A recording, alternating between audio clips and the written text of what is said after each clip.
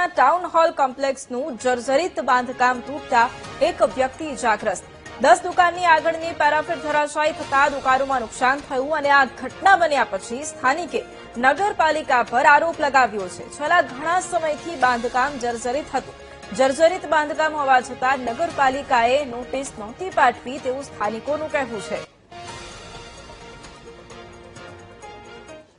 अचानक ज नगरपालिका की धराशायी बगड़ी અને અમારા કાઉન્ટર હતા એમને કોઈ ઈજા થઈ છે નીચે બરાબર અને અમે કોઈ નગરપાલિકાએ કોઈ નોટિસ આપી નથી। કઈ રીતના દિવાલ પડીને કેટલી દુકાનોનું નુકસાન પહોંચ્યું છે? નુકસાન લગભગ 5 દુકાન 6 થી 7 દુકાન નુકસાન થયું છે।